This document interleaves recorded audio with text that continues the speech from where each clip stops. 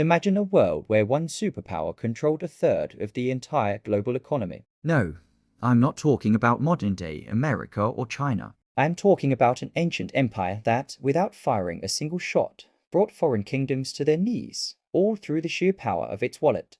This is the untold story of how ancient Chinese dynasties used their immense wealth, not just to build magnificent palaces and armies, but as a sophisticated weapon of economic statecraft. Forget everything you thought you knew about ancient warfare. The real battles were fought with silk, porcelain, and mountains of copper coins. Stay with me, because we are about to uncover how China's economic playbook from 2000 years ago still offers shocking lessons for the world of finance today. Welcome back to Pharaoh Fund Economic. Today, we're journeying back in time to explore the financial genius of ancient China. Most people think of the Great Wall or the Terracotta Army, but China's most enduring legacy might just be its economic blueprint for global dominance. Let's start with the Han Dynasty, around 200 BC. The Han emperors faced a constant threat from the Xiongnu, a nomadic confederation to the north. Military campaigns were costly and often indecisive, so they deployed a different kind of weapon, silk. Silk was more than just a luxury fabric. It was the ancient world's ultimate status symbol. Roman senators were said to spend fortunes on it. The Han court understood this demand perfectly. They established the Silk Road, not just as a trade route, but as a strategic tool. Here's the brilliant part. The Han government controlled the production and distribution of high-quality silk. They would gift enormous quantities of it to Xiongnu leaders in exchange for peace treaties and alliances. This wasn't just generosity. It was a calculated economic strategy. The Xiongnu elite quickly developed a taste for luxury goods. They became dependent on the steady flow of silk, tea, and other Chinese products. This dependency created a powerful incentive for them to maintain peaceful relations. Why raid a village when you could get far more wealth by simply being a good neighbor to the world's richest empire? In modern terms, this was a form of soft power, creating economic dependency to achieve political goals. But what happened when diplomacy failed?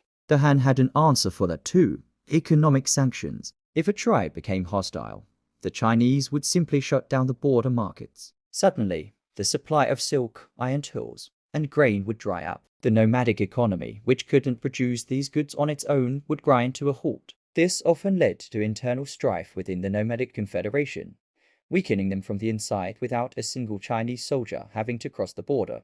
It was a masterclass in economic warfare. Now, let's talk about currency. The Tang Dynasty, often considered China's golden age, took this a step further. They didn't just control goods, they controlled the money itself. The Tang government minted standardized, high-quality copper coins that became the preferred currency across much of East and Central Asia. From Japan and Korea to the oasis cities of the Silk Road, Tang coins were trusted and widely accepted. Think about what this means. When your currency becomes the reserve currency of the region, you gain incredible power. The Tang court could influence the economies of neighboring states simply by managing its own money supply. They could pay for foreign goods and military supplies with their own currency, essentially exporting any inflation. Neighboring kingdoms had to align their economic policies with China's to keep their trade flowing. This monetary dominance cemented China's position at the center of the Asian world. It wasn't a military alliance. It was a currency union with China at its heart. This system was so effective that it persisted for centuries. Fast forward to the Song Dynasty, a period of incredible commercial and technological advancement.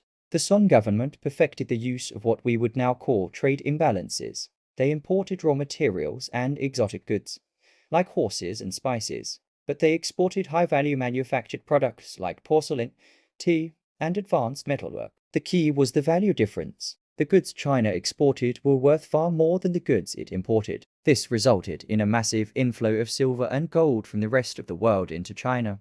The Song dynasty became fabulously wealthy, not through conquest, but by being the world's factory. They understood that controlling the means of production and creating products that everyone else wanted was the ultimate source of national power. Their cities became bustling metropolises, far larger and more advanced than any in Europe at the time, all funded by this strategic trade surplus. They even pioneered paper money, or flying cash, to facilitate this massive scale of trade. This innovation allowed merchants to travel without carrying heavy strings of coins, further boosting the economy and strengthening the government's control over the financial system. The state managed the money supply, sponsored key industries, and used its economic leverage to manage foreign relations. So what's the big takeaway for us today? The strategies used by these ancient dynasties are startlingly modern. Creating economic dependency through trade, using your currency as a tool of foreign policy, wielding sanctions to punish rivals, and building wealth through a strategic trade surplus. These aren't new ideas. They've been part of China's statecraft for millennia. When we look at the world today,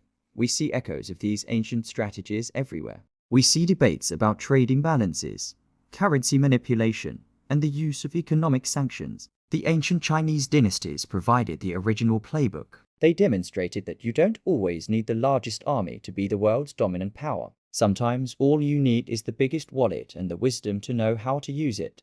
The story of ancient China's economic rule is a powerful reminder that finance and economics have always been at the heart of geopolitics. The flow of money has shaped empires and determined the fate of nations just as much as any great battle. Understanding this history gives us a new lens through which to view the financial world we live in today. What do you think? Can these ancient strategies still be effective in our globalized world? Let me know your thoughts in the comments below. I read every single one. Thanks for watching Pharaoh Fund Economic. If you found this journey into financial history as fascinating as I did, make sure to hit that like button and subscribe for more deep dives into the economics of power. See you in the next video.